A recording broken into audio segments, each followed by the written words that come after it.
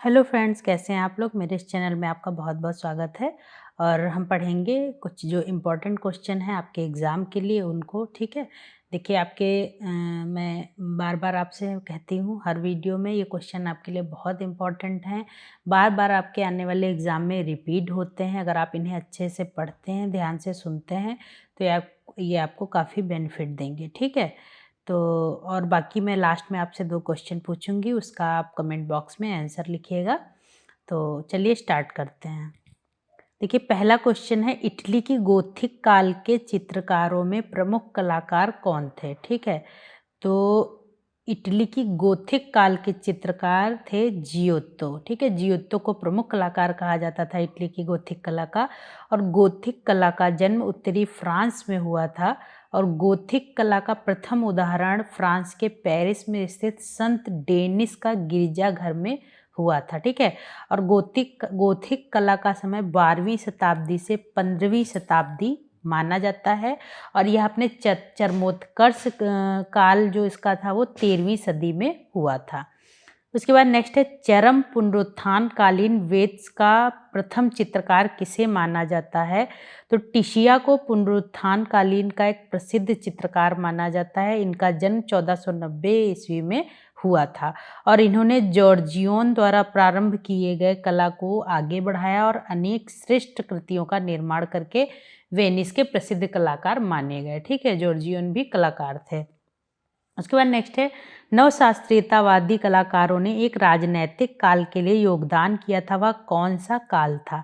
तो फ्रेंच क्रांति थी। ठीक है, 18वीं फ्रेंच क्रांति थी। इस काल को कहा जाता था जब इन लोगों ने राजनैतिक काल के लिए योगदान दिया था।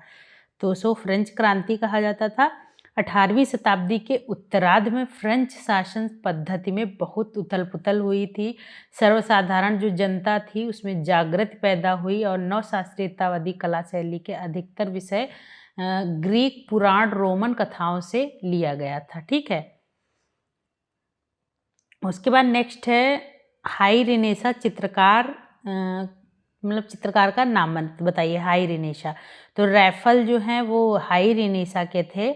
और इस हाई रिनेसा के 3 प्रमुख कलाकार थे। एक थे माइकल एंजेलो, एक लियोनार्डो विंची और रैफल थे। ठीक है, तो इसमें प्रमुख चित्रकार ये सबसे छोटे थे उसमें।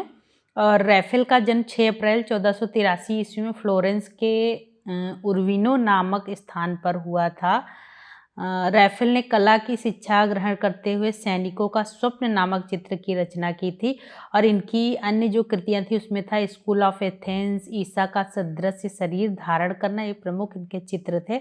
और रैफल को प्रसिद्ध रेखा चित्रकार के रूप में जाना जाता है। इनके जो प्रमुख जो चित्र थे, रेखा चित्र, उसमें लीडा और हंस, कुमारी सिस्टाइन, मैडोना आदि इनके प्रमुख रेखा चित्र थे। ठीक है, उसके बाद नेक्स्ट है, निम्नलिखित में से कौन सी शैली में रंगीन कांच की खिड़कियों की कला अस्तित्व में आई। तो गोथिक कला थी, उसमें रंगीन कांच की खिड़कियां जो थी वो अस्तित्व में आई थी।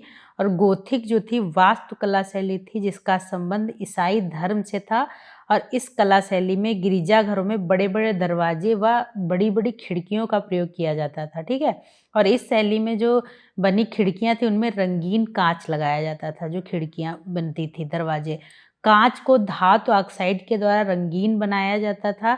इन रंगीन खिड़कियों पर जब सूर्य का प्रकाश पड़ता था तो वे प्रकाश चर्च में लाल, नारंगी, हरा रंग प्रकाशित करते थे, क्योंकि बहुत सारे कलर जो शीशे पे होते थे वो उस पे पड़ के जो अंदर लाइट दिखाते थे उसकी, तो इस वजह से चर्च के अंदर एक अनोखी आभा दिखाई पड़ती थी। ठीक है, तो देखिए, गोथिक शैली में रंगीन कांच की खिड़कियों का प्रयोग किया गया था, वहाँ से अस्तित्व में आई थी।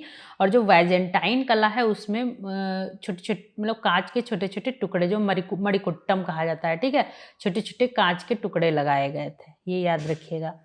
जो नेक्स्ट है, वेजेंटाइन कलाकारों द्वारा निम्न में से किस प्रकार की विषय वस्तु हेतु चुनी गई थी। तो धार्मिक वेजेंटाइन कला का प्रारंभ जो है कांस्टेंटाइन के समय से प्रारंभ हुआ था।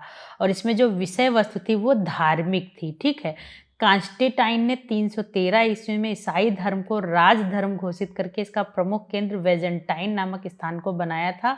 और वेजेंटाइन कला एक भित्ति चित्रकला है। ठीक है, वेजेंटाइन कला का उद्भव जो हुआ था वो यूनानी ग्रीक कला शैली मणिकुट्टम चित्रों से हुआ था।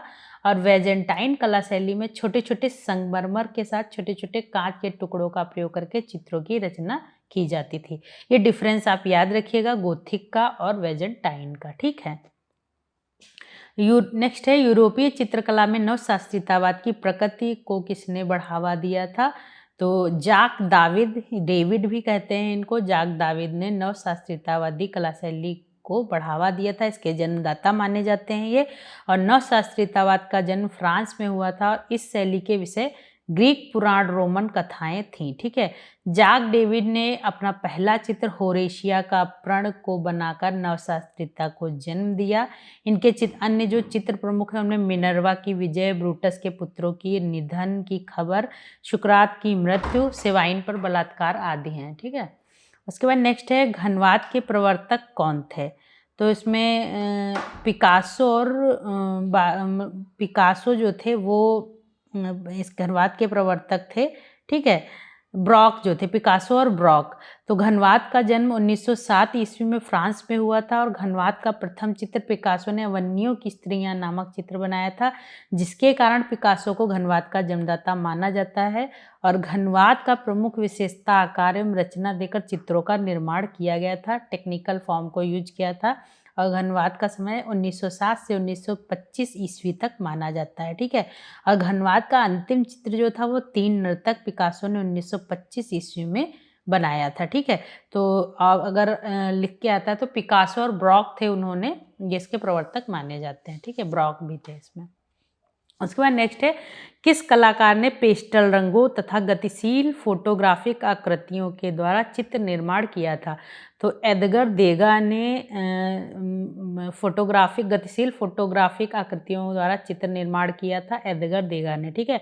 एडगर देगा का जन्म 1834 ईस्वी में फ्रांस में हुआ था और एक प्रसिद्ध प्रभाववादी कलाकार थे, लेकिन ये प्रभाववाद के कुछ सिद्धांतों से सहमत नहीं थे और इसी कारण से इन्होंने अन्य कलाकारों से हटकर कार्य किया था। इन्होंने चित्र के निर्माण में पेस्टल रंगों तथा गतिशील फोटोग्राफिक आकृतियों के द्वारा एक अलग आभा उत्पन्न की थी, ठीक है, याद रखिएगा। उसके बाद नेक्स्ट है कलाकार पाब्लो पिकासो किस शैली के लिए प्रख्यात थे? तो पिकासो घनवाद के लिए भी मतलब प्रसिद्ध हैं। घनवाद का तो इन्होंने मतलब उसके प्रवर्तक तो थे ही, बाकी रहस्यवादी भी चित्र ये बनाते थे, ठीक है। तो पाब्लो पिकासो जो थे वो अति यथार्थवादी, अभिव्यंजनावाद, घनवाद और रहस्यवादी इन सभी शैलियों को मिश्रित करके पेंटिंग बनाते थे। और इनकी जो गॉर्निका पेंटिंग है उसमें ये सारे वाद का मिक्सअप इसमें दिखता है, ठीक है। अति यथार्थवाद, अभिव्यंजनावाद, घनवाद और रहस्यवाद।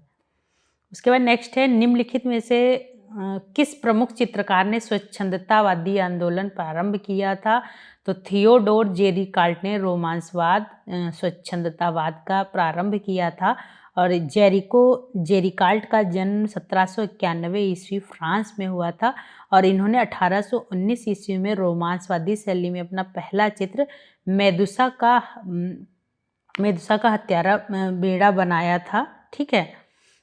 रोमांसवाद के अन्य जो कलाकार थे उसमें देलाक्रा, अंग्र, गोवा, एल ग्रेको आदि प्रसिद्ध हैं, ठीक है। मेदुसा का बेड़ा इन्होंने बनाया था, ठीक है। उसके बाद नेक्स्ट है उत्तर प्रभाववादियों में प्रथम चित्रकार कौन था? तो प्रथम चित्रकार जो था वो पॉल सेजा थे उत्तर प्रभाववाद के, ठीक है। और इनका जन्म 1839 ईस्वी में हुआ था और इन्होंने 20वीं शताब्दी या आधुनिक कला कह सकते हैं को जागृत करने का कार्य किया था। और पाल सेजान द्वारा कुछ प्रमुख चित्र जो हैं वो हैं इनकी काली घड़ी, स्नान मग्नाएं, चाचा दोमनीय, ताश के खिलाड़ी आदि इनके प्रमुख चित्र हैं, ठीक है। उसके बाद नेक्स्ट है उत्तर प्रभाववादी चित्रकारों में सर्वप्रथम किस चित्रकार ने प्रतीकवादी चित्र बनाना प्रारंभ किया था? तो वॉन गॉग ने जो है वो प्रभाववादी मतलब प्रतीकवादी चित्र इन्होंने बनाने स्टार्ट किए थे वॉन गॉग ने और ये उत्तर प्रभाववाद के प्रमुख कलाकारों में गिने जाते हैं। इनका जन्म 1853 में हालैंड में हुआ था और उसके बाद ये जो वॉन गॉग थे वो शिक्षा पूर्ण करने के बाद इंग्लैंड के एक विद्यालय में शिक्षक का कार्य किया था और बाद में फ्रांस में उत्तर प्रभाववाद से संबंधित चित्र निर्माण किया था। और इनके द्वारा कुछ प्रमुख कृतियाँ हैं, जैसे पोटैटो ईटर, सूरजमुखी के फूल, तारों भरी रात और सरोवृक्ष के मार्ग आदि इनके प्रमुख चित्र हैं। ठीक है, उसके बाद नेक्स्ट है ब्राक और पिकासो ने जिस शैली को जन्म दिया उसे किस नाम से पुकारा जाता है? तो इसे घनवाद के नाम से पुकारा जाता है। देखिए ये देखिए, इसके पहले भी मैंने आपसे अभी क्वेश्चन पूछा था कि कौन से घनवाद को के प्रवर्तक जो थे वो कौन से दो कलाकार थे। ठीक है, तो जॉर्ज ब्रॉक और पिकासो थे। और उसके बाद देखिए दूसरा क्वेश्चन भी सेम वैसा ही है, जिसमें उल्टा करके पूछा गया है, ब्राक और पिकासो ने जिस शैली को जन्म दिया उसे किस नाम से पुकारा जाता है। ठीक है, आप सभी जानते हैं घनवाद। उसके बाद नेक्स्ट है उस चित्रकार का नाम बताइए जो किरणवाद से संबंधित था। तो लारियोनोव, ठीक है, लारियोनोव जो थे वो किरणवाद से संबंधित थे। घनवाद, फाववाद एवं भविष्यवाद के सिद्धांतों के प्रयोगों से नवीन वादों ने जन्म लिया था, जिनमें से एक वाद किरणवाद नाम से प्रसिद्ध हुआ था। ठीक है, तो इस वाद को जो ये मतलब जन्म हुआ था इस वाद का, उसका विकास करने का कार्य मिखाइल लारियोनोव तथा उनकी पत्नी नताल्या ने किया था। नाम याद रखिएगा। ठीक है, तो ये आपके क्वेश्चन हो गए। उसके बाद मैं आपसे दो क्वेश्चन पूछ लेती हूँ। देखिए, चित्र ताहिती वासी का चित्रकार कौन है? तो इसमें पहला ऑप्शन है पॉल सेजा, दूसरा जॉर्ज सोरा, तीसरा विसेंट वैन गॉग और चौथा पाल गोगवा। ठीक है, उसमें से आप एक इसका आंसर करेक्ट जो हो वो बताइएगा मुझे कमेंट बॉक्स में। उसके बाद दूसरा क्वेश्चन है प्रसिद्ध चित्र सीढ़ियों से उतरती निर्वस्त्र किसने चित्रित किया है? ठीक है, पहला ऑप्शन है जॉर्जियो डी सिरिको, दूसरा है पाब्लो पिकासो, तीसरा है मार्सेल दुसा और चौथा है फ्रांस मार्क। ठीक है, ये दोनों क्वेश्चन आप सुन के आप मुझे बताइएगा, कमेंट बॉक्स में ज़रूर लिखिएगा और ज़्यादा से ज़्यादा इसको लाइक करिए, शेयर करिए और सब्सक्राइब कीजिए। ठीक है, बाकी अगर आपका कोई भी क्वेश्चन होता है आप कमेंट बॉक्स में उसे पूछ सकते हैं। तो चलिए मिलते हैं अगले वीडियो में। तैयारी करते रहिए, एग्ज़ाम तो होगा ही जब लॉकडाउन आपका खुलेगा। ठीक है, तो बाकी आप पढ़ते रहिए। मिलते हैं अगले वीडियो में।